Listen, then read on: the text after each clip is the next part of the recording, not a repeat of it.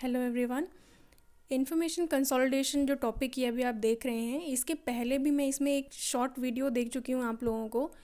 But वो एक simple explanation था टॉपिक के बारे में कि ये एक्चुअली में क्या है। बट इस टॉपिक में और भी बहुत सारे छोटे छोटे डिस्ट्रीब्यूशंस हैं, प्रोडक्ट के बारे में, इसका प्रोसेस क्या है, सेंटर्स के बारे में। So I thought of providing you a different video जिसमें ये सारे टॉपिक आपके कवर हो जाएं। तो इसको आप ज़रूर देख लीजिएगा, जिसको भी कोई भी कन्फ्यूजन होगा वो पूरा क्लियर हो जाएगा इसमें। So let's start. सबसे पहले हम इंट्रोडक्शन में ये देखेंगे कि इंफॉर्मेशन कंसोलिडेशन क्या चीज़ है और क्यों इसकी ज़रूरत है हमको। So basic process involve in indexing, abstracting and extracting information is analysis of information. अब जैसे कि हम इंडेक्सिंग ये इंडेक्सिंग और एब्स्ट्रैक्टिंग टर्म तो आपने पहले भी सुना होगा कि ये सर्विसेज हम प्रोवाइड करते हैं, या कंसोलिडेशन में हम क्या करें, इन्फॉर्मेशन को एक्सट्रैक्ट कर रहे हैं, कहीं से ढूंढ कर ला रहे हैं। तो इन सब चीज़ों में एक बेसिक कॉन्सेप्ट क्या है कि हम किसी इन्फॉर्मेशन को एनालाइज करते हैं, उसको उसकी वैलिडिटी को जानने की कोशिश करते हैं, उसको अलग अलग जगहों से ले कर के आते हैं। ठीक है। इन इंडेक्सिंग, अब इंडेक्सिंग में क्या होता है, इंडेक्सिंग में इट्स सब्जेक्ट एनालिसिस, हम उस पर्टिकुलर सब्जेक्ट को एनालाइज करते हैं। ठीक है। और एब्स्ट्रैक्टिंग में क्या करते हैं, इट्स कंटेंट, उसके कंटेंट को एनालाइज करते हैं। लेकिन no critical evaluation is carried out, इसमें कोई इवैल्यूएशन नहीं किया जाता है कि हम जानकारी जो दे रहे हैं वो कितनी सही है या उसमें क्या और बदलाव करने चाहिए। ये सारी चीज़ें नहीं देखी जाती हैं, बस आपको इन्फॉर्मेशन प्रोवाइड की जाती है। इन information analysis and consolidation centres the main emphasis is on evaluation of the content. अब जो कंसोलिडेशन सेंटर्स होते हैं वो क्या करते हैं, वो इन्फॉर्मेशन को इवैल्यूएट करने की कोशिश करते हैं, सिर्फ एनालाइज नहीं करते हैं, वो इवैल्यूएट भी करते हैं। ठीक है। उनका एक तर्कपूर्ण वो भी कंपैरिजन भी करते हैं। These centres gather everything known about a clearly defined subject field, यानी एक सब्जेक्ट जो कि डिसिप्लिन जो एग्जिस्ट करता है उसके बारे में, चाहे जहाँ पे जो भी सोर्सेज में इंफॉर्मेशन अवेलेबल हो उन सबको वो इकट्ठा करते हैं। दे देन एनालाइज, पहले एनालाइज करते हैं उसको, फिर उसको इवेलुएट करते हैं, फिर उसका कंडेंस करते हैं उसके फॉर्म को, उसकी रीपैकेजिंग करते हैं। इट इन अप्रोप्रिएट, उस फॉर्मेट में उसकी रिपैकेजिंग होती है जिसके थ्रू उसको डिसेमिनेट करना है, यानी यूज़र्स को डिस्ट्रीब्यूट करना ईजी हो जाए। ये जो टर्म्स आ रहे हैं यहाँ पे, इससे आपको कंफ्यूज नहीं होना है। ये एक प्रोसेस है कि कंसोलिडेशन क्या है और कैसे होता है। इस प्रोसेस का एक आगे पूरा डिस्क्रिप्शन भी है, वो भी आएगा। हिस्ट्री, इसकी रिक्वायरमेंट क्यों है। Need for consolidated information arrows from the fact that most of the literature in science, technology, health, business, education, ये जितने भी फील्ड हैं इन सब में जितना भी लिटरेचर, यानी कि हमारे पास ये डॉक्यूमेंटेड इंफॉर्मेशन अवेलेबल है, एजुकेशन बाय, ये किसके द्वारा लिखी गई है, एक्सपर्ट्स के द्वारा, एक्सपर्ट्स के लिए ही लिखी गई है। ठीक है। And can not be effectively used by non expert.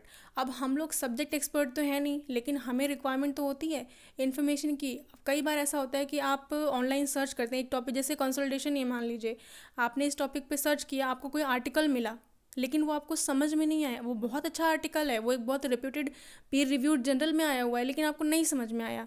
क्यों? क्योंकि वो एक एक्सपर्ट ने लिखा हुआ है और हम एक्सपर्ट नहीं है, इसलिए हम उसको नहीं समझ पाए कि उसकी इतनी हाई लेवल लैंग्वेज है, वो क्या कहना चाह रहे हैं। ठीक है।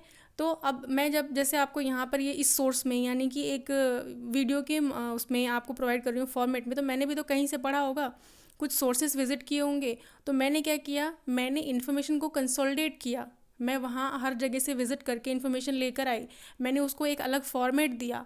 ये जो आप पीपीटी देख रहे हैं ये एक रीपैकेज्ड फॉर्म है, रीस्ट्रक्चर्ड है, मैंने उसको एक अलग फॉर्मेट दे करके फिर आपको प्रेजेंट अलग मीडियम में दिया है मैंने आपको। ठीक है। अलग फॉर्मेट है, उसका अलग मीडियम है और आप लोगों तक ये पहुंच रहा है। यही चीज़ जो मैं आपको प्रोवाइड करा रही हूँ यही है इन्फॉर्मेशन कंसोलिडेशन। बहुत सारे सोर्सेज को विजिट करके उसमें से इन्फॉर्मेशन लेकर आना, उसको एक फॉर्मेट में डिज़ाइन करना और फिर प्रेजेंट करना एक डिफरेंट मीडियम में। This is information consolidation. So a busy user needs information. अगर कोई इंसान व्यस्त है, ठीक है, उसको इन्फॉर्मेशन की नीड है, दैट इज़ क्रिटिकली इवैल्यूएटेड। क्यों है? जो कि उसको ताकि उसका टाइम सेव हो सके, उसको कोई डिसीजन लेना है तो उसको अगर इन्फॉर्मेशन ऑथेंटिक मिलेगी उसकी प्रॉब्लम सॉल्विंग के लिए, तो उसका टाइम सेव होगा। यही तो हम करते हैं, save the time of the user. क्यों? क्योंकि उसको नीड है इन्फॉर्मेशन की, लेकिन उसके पास इतना टाइम नहीं है कि वो ये सारा प्रोसेस कर सके। तो लाइब्रेरीज़ का काम वो होता है, वो सेंटर्स का काम ये चीज़ होती है। To fulfil this need a new kind of information organisation started emerging in the field focused on information analysis and consolidation. इसी नीड को पूरा करने के लिए, लोगों की जो इन्फॉर्मेशन की नीड है उसको फुलफ़िल करने के लिए, उनके टाइम को सेव करने के लिए एक अलग तरह की संस्था बनी, जो क्या थी? Information consolidation centres. अब डेफिनेशन क्या कहता है इसका? कंसोलिडेटेड इन्फॉर्मेशन क्या है? टेक्स्ट भी हो सकता है, मैसेज भी हो सकता है, purposefully structured from existing public knowledge, जो कि एक पर्टिकुलर पर्पस के लिए बनाया गया है। इन्फॉर्मेशन को जब हम एक्सट्रैक्ट करके ला रहे हैं और बना रहे हैं तो एक पर्पस ही तो है, एक स्पेसिफिक क्लाइंट है हमारा जिसको हमें डिलीवर करना है, ताकि उसका जो डिसीज़न है उस पे, उस इन्फॉर्मेशन पे बेस्ड एक अच्छा डिसीज़न ले सके वो, of individuals who otherwise may not be able to be effectively access और यूज़। अब क्या है, अगर वो इन्फॉर्मेशन हमसे नहीं वहाँ तक पहुँचेगी, यानी सेंटर्स के थ्रू वहाँ तक नहीं पहुँचेगी, तो चांसेस बहुत कम है कि उस इन्फॉर्मेशन तक उस यूज़र की एक्सेस हो सके। ठीक है, थोड़ा सा कॉम्प्लिकेट लग रहा होगा सुनने में, लेकिन जो मान लो कुछ ऐसे रिसर्च आर्टिकल्स हैं या कुछ रिसर्च एंड डेवलपमेंट इंस्टीट्यूट्स हैं जिनके अपने जर्नल्स हैं, रिसर्च जर्नल्स हैं कुछ, या उनके जो कॉन्फ्रेंसेस हुई हैं उसके कुछ पेपर्स हैं, वहाँ पे एक नॉर्मल यूज़र एक्सेस करेगा ही नहीं। ठीक है, वहाँ तक एक्सेस करने का काम किसका है? इन सेंटर्स का है, जो स्पेसिफिकली डिज़ाइंड है इसी काम के लिए। तो अगर ये इन्फॉर्मेशन प्रोवाइड नहीं कराएंगी तो हम वहाँ तक पहुँच ही नहीं पाएंगे, ये कहना चाह रहा है इसका डेफिनेशन। इसीलिए ये सेंटर्स काम करते हैं। अब users of IAC product, IAC क्या है? Information analysis and consolidation.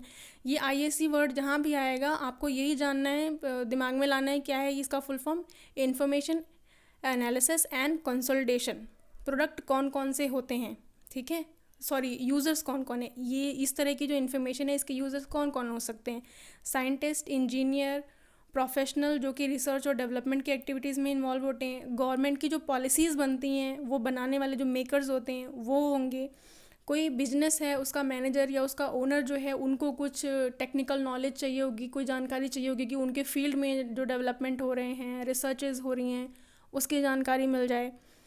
Teachers को, लाइब्रेरियंस को क्यों? क्योंकि हम जो लाइब्रेरियंस काम कर रहे हैं वही तो अपने यूज़र्स को जानकारी दे रहे हैं। अब आपके पास में एक रिसर्चर भी आ रहा है, एक नॉर्मल स्टूडेंट भी आ रहा है, एक प्रोफेसर भी आ रहा है, एक साइंटिस्ट भी आ रहा है, तो हर किसी के लिए आपको इन्फॉर्मेशन देनी है, लेकिन इन्फॉर्मेशन प्रोवाइड जो आप कराएंगे उसका लेवल अलग होगा, उसका फॉर्मेट अलग होगा। क्योंकि एक नॉर्मल स्टूडेंट को बेसिक इन्फॉर्मेशन चाहिए होगी, ठीक, एक रिसर्च स्कॉलर को थोड़ा ऑथेंटिक सोर्सेज चाहिए होंगे, जो साइंटिस्ट है उसको टेक्निकल चाहिए होगा। ठीक है, तो इस तरह से करके उसका जो लेवल है वो बढ़ता जाएगा। जनरल पब्लिक जो रेगुलर यूजर्स लाइब्रेरी में विजिट करते हैं उनकी भी इन्फॉर्मेशन नीड होती है।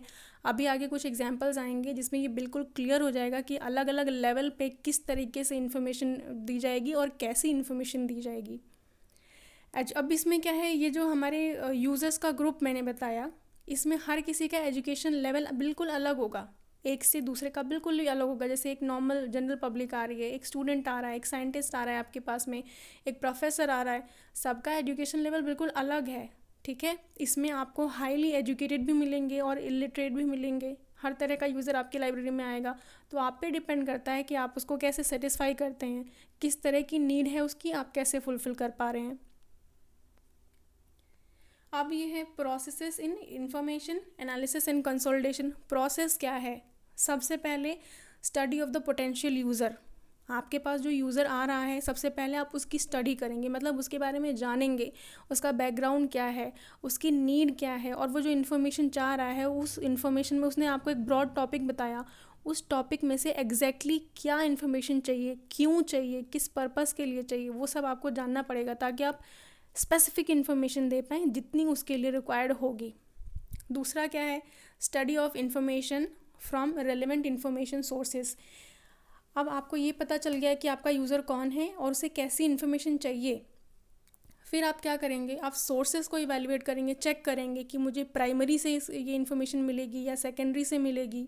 फिर इसको इवैल्यूएट करेंगे, सभी सोर्सेज को चेक करेंगे कि कौन सा वाला बेहतर रहेगा, एनालाइज करेंगे उसको, फिर उसको रिस्ट्रक्चर करेंगे यानी एक सिंपल फॉर्मेट देंगे, फिर रीपैकेज करेंगे यानी उसका एक दूसरा मीडियम क्रिएट कर देंगे। आप जहाँ जहाँ से लेकर आए वो सारे मीडियम्स हटा दीजिए। आप एक आर्टिकल लेकर आए थे, आपने कुछ एक डॉक्यूमेंट आपके पास पड़ा हुआ था यानी बुक थी, उसमें से पढ़ लिया, कुछ आपने गूगल कर लिया, कुछ आपने कोई एक R&D इंस्टीट्यूट है रिसर्च एंड डेवलपमेंट का, उसकी साइट से जर्नल में से उठा लिया, ऐसे देखा आपने। लेकिन फिर आप क्या कर रहे हैं, एक दूसरे मीडियम में बना कर दे रहे हैं, चाहे आप प्रिंट में दे रहे हैं, चाहे आप डिजिटल में दे रहे हैं, चाहे आप मेल कर रहे हैं, वो चीज़ आएगी। फिर आएगा डिसेमिनेशन यानी इन्फॉर्मेशन को डिस्ट्रीब्यूट करना, फाइनल यूज़र तक पहुंचाना, और फिर उसका फीडबैक लेना। फीडबैक बहुत ज़रूरी है ताकि जो आप सर्विस दे रहे हैं उसको रेगुलर इम्प्रूव किया जा सके।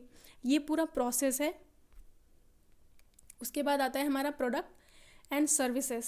अब ये जो सेंटर्स हैं, information analysis and consolidation centres, जो ये सर्विस प्रोवाइड करा रहे हैं, वो प्रोडक्ट और सर्विसेज कैसी कैसी देते हैं। अभी इसमें प्रोडक्ट का मतलब क्या है वो क्लियर हो जाएगा आपको।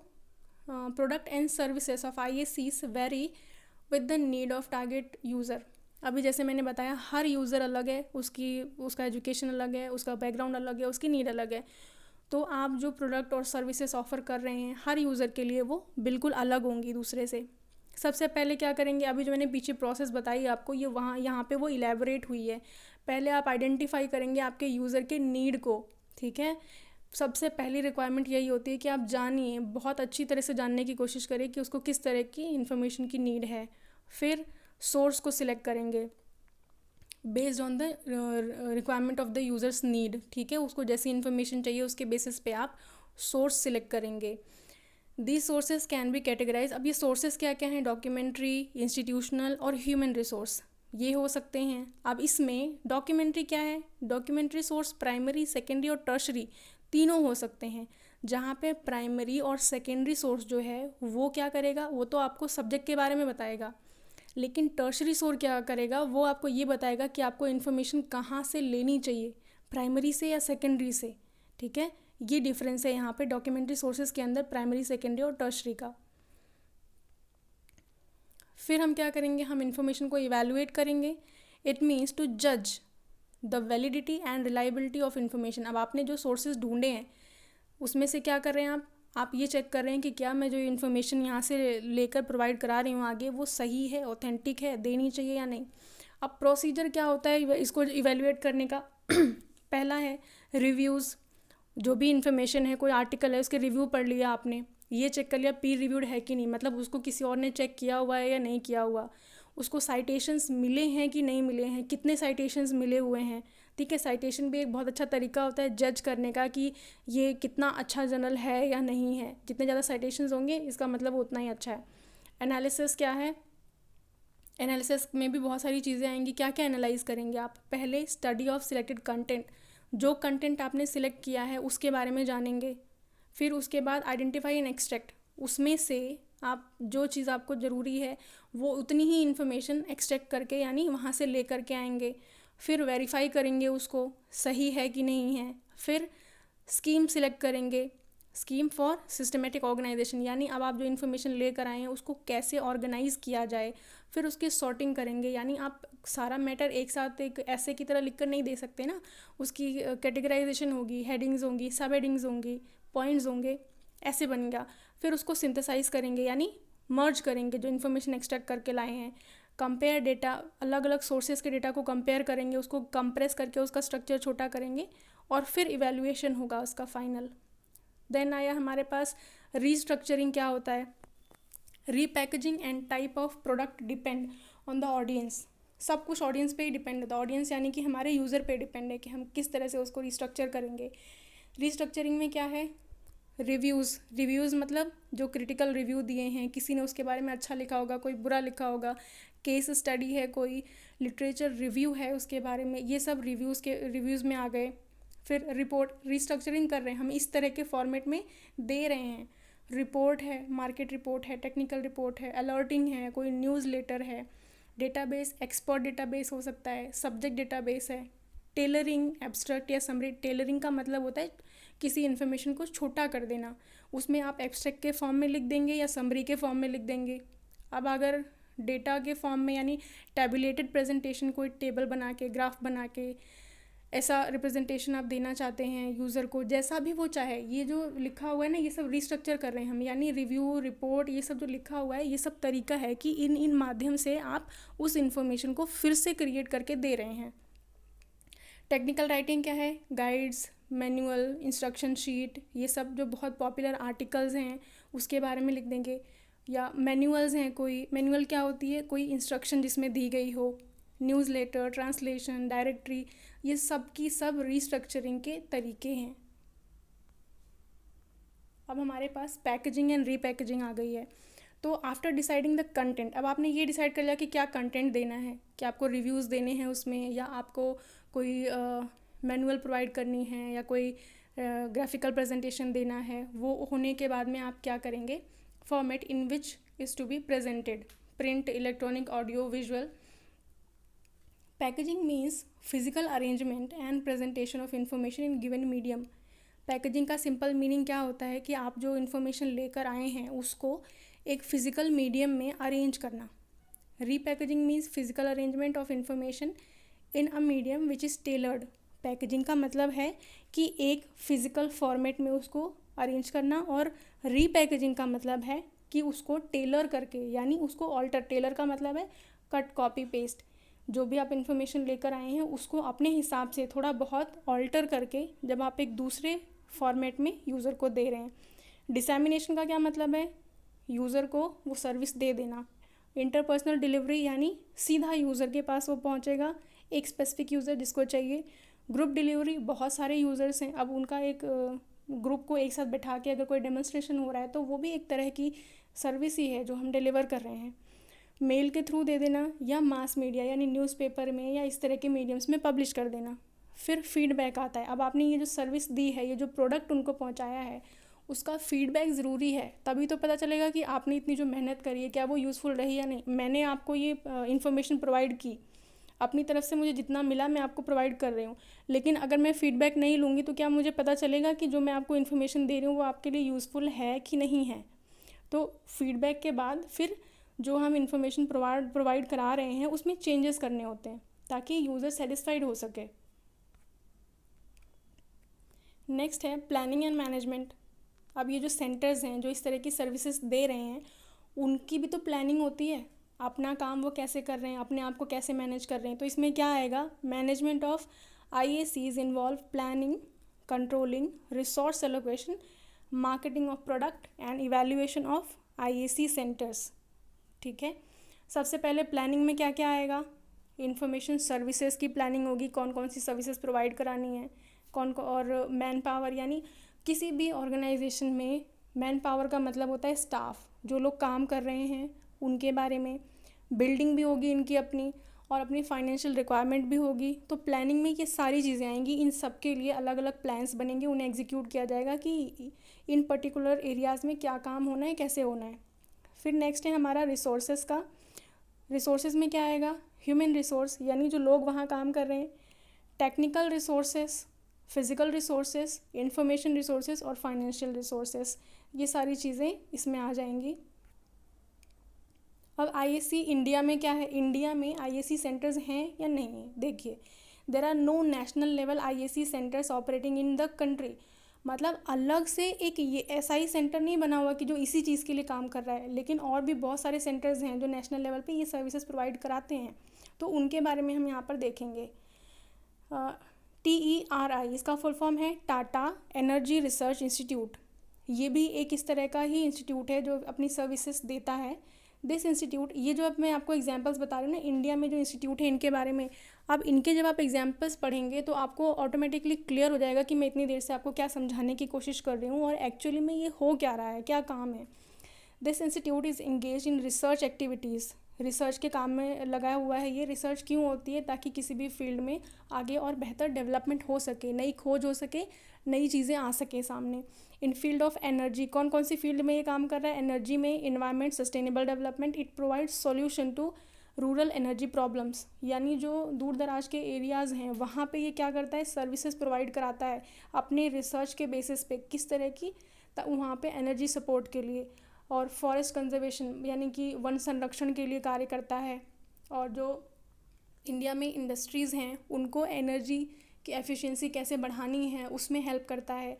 अब इसके क्या प्रोडक्ट हैं, ये जो इंस्टीट्यूट है रिसर्च करता है, रिसर्च से कुछ इसके पास जानकारी आएगी तो उसी को तो वो अपने प्रोडक्ट के रूप में देगा। तो इसके क्या प्रोडक्ट हैं, जैसे जर्नल है, इसमें क्या आया, एक तो ये रिसोर्सेज के बारे में है, दूसरी एनर्जी एंड डेवलपमेंट के बारे में है, तीसरी है journal of solar energy society of India. तो ये जो रिसर्चेस करता है उसको जर्नल्स के माध्यम से पहुंचाता है अपने यूज़र्स को। यूज़र्स कौन है इसके, जो इंडस्ट्रीज़ हैं या जो ऐसे एरियाज़ हैं जो इसी फील्ड में काम कर रहे हैं। अब इसकी एक वो तो रिसर्च जर्नल थी जो हमने पीछे देखा, एब्स्ट्रैक्ट जर्नल भी है TIDEE, इसका फुल फॉर्म क्या है, TRI information digest on energy and environment. ये एब्स्ट्रैक्ट जर्नल है, इसमें छोटे छोटे पैराग्राफ्स मिलेंगे आपको टॉपिक्स के बारे में। एक न्यूज़लेटर आता है इसका, उसका नाम क्या है, टेरी न्यूज़ वायर, टेरीस्कोप, टेरा ग्रीन, ये न्यूज़ लेटर्स हैं, अलग अलग नाम से आते हैं। एक डायरेक्टरी है इसकी अपनी, टेडी 2003 to 4। तो ये इसके प्रोडक्ट हैं जो ये ऑफ़र कर रहा है। फिर दूसरा इंस्टीट्यूट जो हमारे इंडिया में ऑपरेट करता है वो है NISCAIR, national institute of science communication and information resources. इस इंस्टीट्यूशन के क्या प्रोडक्ट हैं, ये तो आपने सुना होगा ज़रूर, पीरियोडिकल, यानी पहला नाम क्या है, इंडियन साइंस एब्स्ट्रैक्ट, ये आपने ज़रूर सुना होगा और बहुत बार सुना होगा। ये एग्ज़ाम्स में भी पूछा जाता है, 1 मार्क क्वेश्चन में, कंपैरेटिव एग्ज़ाम्स में भी आता है। इसकी फ्रीक्वेंसी भी पूछ लेते हैं, इसका पेरेंट ऑर्गेनाइजेशन कौन है ये भी पूछ लेते हैं। तो इंडियन साइंस एब्स्ट्रैक्ट फोर्टनाइटली, मैंने इससे आगे फ्रीक्वेंसी भी लिखी है कि इन केस अगर अभी नहीं तो आपको कभी ना कभी ज़रूरत पड़ेगी, जब आप इसको रिकॉल कर सकते हैं कि ये कब आता है, कौन इसको पब्लिश करता है। पीरियोडिकल 2 आते हैं इसके, इंडियन साइंस एब्स्ट्रैक्ट, उसकी फ्रीक्वेंसी फोर्टनाइटली है। Medical and aromatic plant abstract, ठीक है। और न्यूज़ लेटर है CSIR के नाम से, CSIR न्यूज़ लेटर है। और इसकी साइंस पीरियोडिकल्स कौन कौन से हैं, साइंस रिपोर्टर जो इंग्लिश में आता है और विज्ञान प्रगति जो हिंदी में आता है। ये स्कूल्स में, ज़्यादातर सभी स्कूल्स में ये मंगाया जाता है। और देखो यहाँ पे यूज़र डिस्ट्रीब्यूशन कैसे हुआ, अब ये वाली जो ये साइंस पीरियोडिकल है ये तो बच्चों के लिए आ रही है स्कूल में, तो ये हमारा स्टूडेंट हो गया ना। मैंने जैसे आपको पहले कहा था कि स्टूडेंट भी होगा जो आपका यूज़र होगा, जिसको इन्फॉर्मेशन की नीड होगी, तो यहाँ पे हमारा स्टूडेंट के लिए ये चीज़ आ गई। और अगर इसका ये जो इंडियन साइंस सब्जेक्ट है ये एक हायर लेवल पे आ गया और ये जो स्टूडेंट वाला है ये लोअर लेवल पे आ गया है। हर तरह के, हर कैटेगरी के यूज़र्स के लिए इन्फॉर्मेशन प्रोवाइड करा रहे हैं। ICAR, Indian council of agriculture research, इसका क्या प्रोडक्ट है, जर्नल है, Indian journal of agriculture science, Indian journal of animal science and Indian horticulture. Digest है कृषि चयनिका के नाम से, न्यूज़ लेटर है ICAR न्यूज़, ICAR रिपोर्टर के नाम से। और लास्ट इंस्टीट्यूट जो है CMIE, centre for monitoring of Indian economy है। ये किस चीज़ पे बेस्ड है, ये इकोनॉमिक एंड बिजनेस डेटा पे बेस्ड है, जो कि हमारे कंट्री के लिए ही है। तो ये सारे इंडिया में ऑपरेट करने वाले हमारे ये सेंटर्स हो गए। ये पूरा टॉपिक मैंने आपको क्लियर करवा दिया है। आई होप आपको समझ में आया होगा, नहीं आया तो आप एक बार फिर से इसको रिवाइज़ करके देखेंगे, क्लियर हो जाएगा। Thank you.